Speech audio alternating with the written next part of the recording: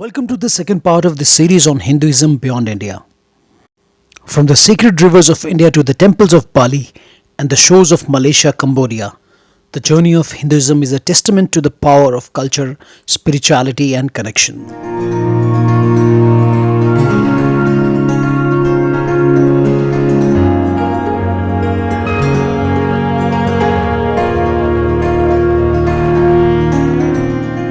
And not through conquest, but through curiosity, trade, and the enduring appeal of its philosophy, Hinduism found a home far beyond its birthplace. And even today, its spirit continues to shine brightly across Southeast Asia.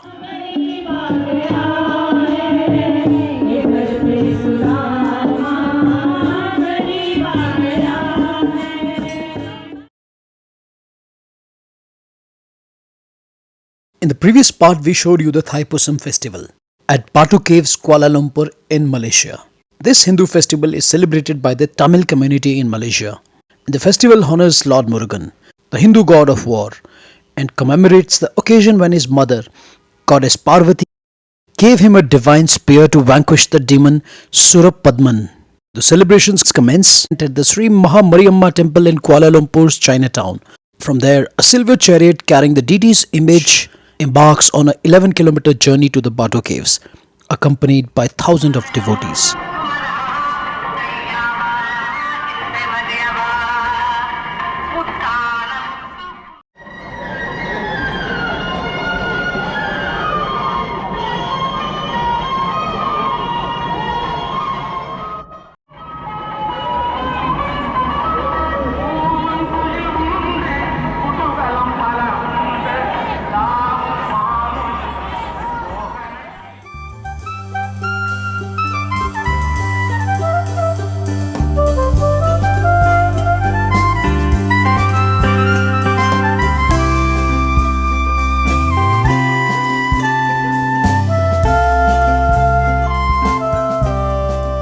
In today's video, we take you to Indonesian island of Bali, where a unique form of Hinduism is practiced. While it shares core beliefs of Indian Hinduism, it has developed its own rituals, deities, and cultural expressions, deeply integrated with the local animist and the Buddhist traditions.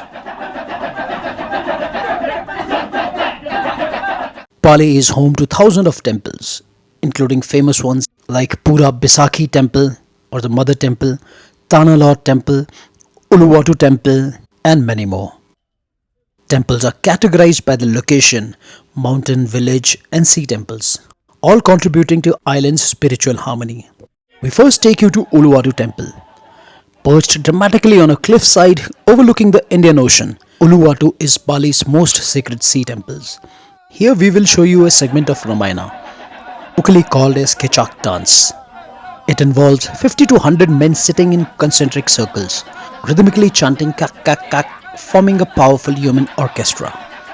Unlike traditional game plan accompanied dances, Kecak relies solely on its vocal rhythm.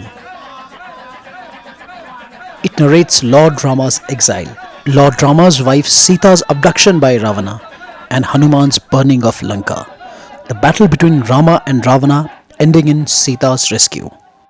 Balinese Hindus worship Trimurti, that is Brahma, Vishnu, and Shiva, but also venerate local spirits and deified ancestors.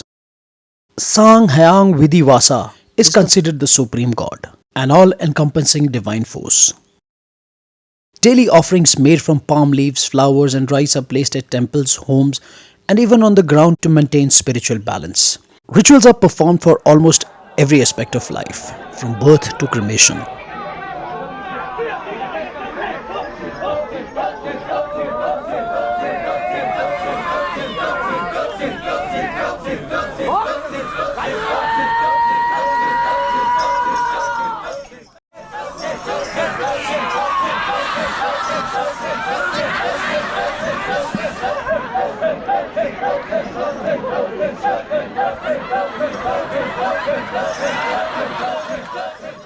There are a few differences that we observe between Indian Ram Leela and the Kecak dance here.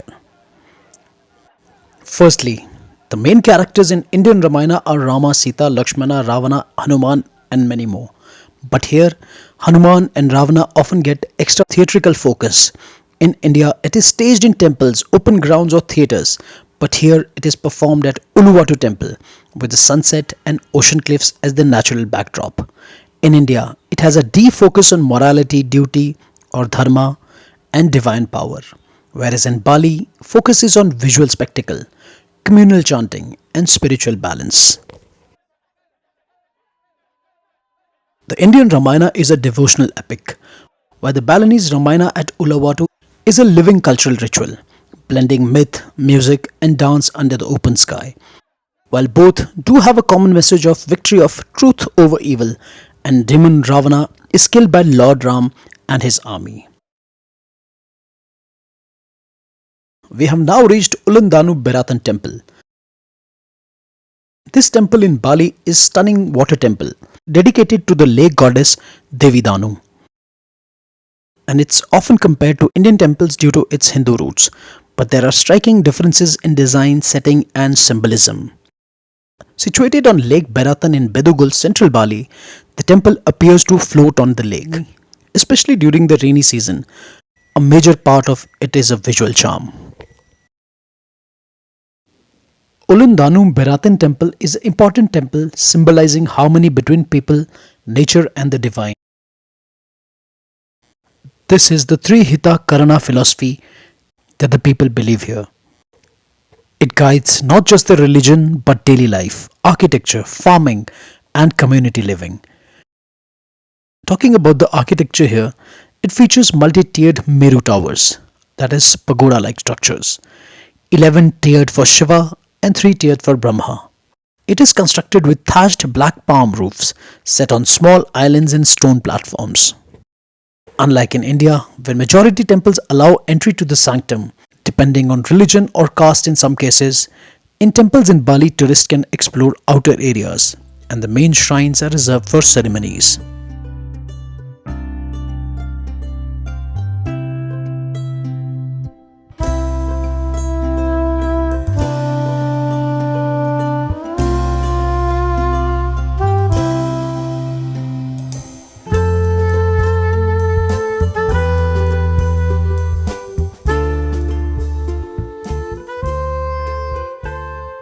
Three Hita Karana philosophy, it means three causes of well-being or three sources of harmony.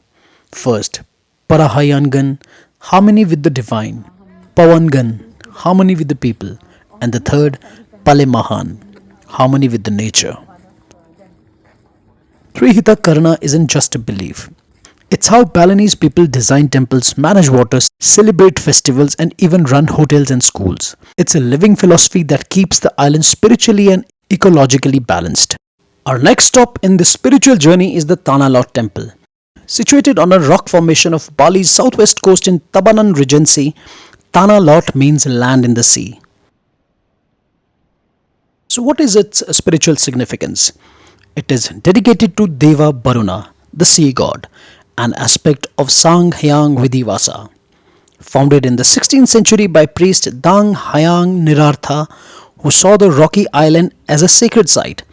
It is part of Bali's chain of sea temples built to protect the island from evil sea spirits. It has a tide-dependent access. During the low tide, visitors can walk to the base of the rocks. At high tide, it becomes an island. It has a holy spring and sea snakes. A freshwater spring flows at the base of the temple, believed to be sacred. Nearby priests care for the black sea snakes, considered temple guardians. A visit here can be a cultural experience. It is popular for traditional Balinese ceremonies and prayers, especially during Odalan, that is a temple anniversary. It is often paired with performances of traditional barong or legong dance in nearby cultural parks. As the wave crashes below and the sun dips in the ocean, Tanah Lot stands timeless, a silent guardian between land and sea. Bali, today known for its scenic beauty and vibrant culture, was once part of powerful Hindu kingdoms like Majapahit and Srivijaya. Even after the spread of Islam across Indonesia, Bali remained a stronghold of Hindu culture.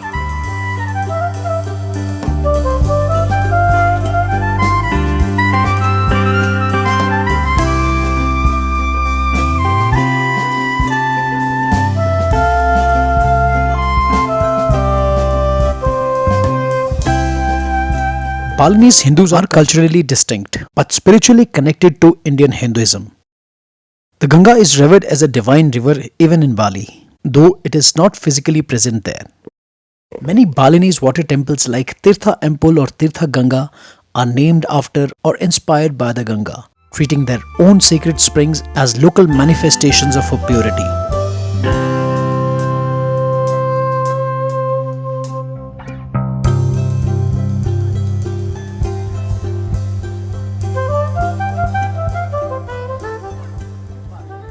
Now we head to Tirtha Empul Temple, located in central Bali. It is a sacred Hindu water temple established during the Verma Dev dynasty. Dedicated to Lord Vishnu, it's famed for its holy spring water, where Balinese Hindus partake in purification rituals known as Melukat. The temple complex comprises three main areas: the front yard, that is, the entrance leading to the temple; the central yard, which features two purification pools with 30 water sprouts, each believed to have specific healing properties; and lastly, the inner yard. It is the innermost sanctum for prayers and offerings. Visitors are welcome to observe and participate in the purification rituals, provided they adhere to temple dress code and respectful practices. Visiting temples in Bali requires respectful and modest clothing, especially the sarong, a cloth wrapped around the waist. Both men and women have to wear this. It's available for rent or loan at most temple entrances. And then there is sash, belt-like cloth tied around the waist over the sarong. It was indeed a unique and blissful experience to visit temples in Bali. A few differences that I observe between Indian and Balinese temple. Indian temples are grand, stone structures rooted in scripture with towering spires, shikaras or gopurams, and inner sanctum. Worship is formal, based on Vedic rituals and sacred texts. Balinese temples are open-air, nature-integrated spaces with tiered shrines, called as merus, and symbolic gates. Worship combines Hinduism with local traditions, daily offerings, and the community rituals. While Indian temples emphasize devotion through rituals and architecture, Balinese temples focus on harmony with nature, gods, and community, following the philosophy of three Hita Karana. We now head to Cambodia. We will take you to the Angkor Wat Temple. Angkor Wat is world's largest religious monument and one of the most stunning examples of Hindu and Buddhist temple architecture. It is located in Cambodia, but deeply rooted in Indian spiritual and architectural influence. Angkor Wat began as a Hindu temple dedicated to Lord Vishnu when it was built in early 12th century by King Suryavarman II. It gradually transitioned into a Buddhist temple. We are now in the eastern gallery of the main temple at Angkor Wat. It has a massive bas relief carving over 49 meters long of the churning of the ocean milk, a Hindu myth where Devas, the gods, and Asuras, the demons, work together to churn the ocean to obtain Amrita, or nectar of immortality. In India, it is called Samudra Manthan. It represents the eternal struggle between good and evil, the cooperation of opposing forces to create a balance and divine rewards. Vishnu's role as a preserver and stabilizer of the cosmos. The Khmer kings saw themselves as divine rulers, upholding the cosmic order, just like Vishnu in this myth. Today, it is an active Buddhist pilgrimage site, though its Hindu carvings and architecture are still preserved. Angkor Wat Temple is located in Siem Reap, Cambodia. It was built in early 12th century. Cambodia adopted Hinduism and later Buddhism from India through ancient trade, culture, and royal patronage. Overall, Hinduism has had a massive influence across large parts of Asia, especially South and Southeast Asia. Its culture, philosophy, and spirituality shaped a vast region. Its footprints can still be seen in temples, languages, festivals, and art across most of the continent. Hinduism never sought followers. Rather, it believed on spreading knowledge. Thanks for watching this video. Hope you liked the two-part series of our coverage on Hinduism beyond India. Keep watching Countryside Travels. Do not forget to subscribe our channel.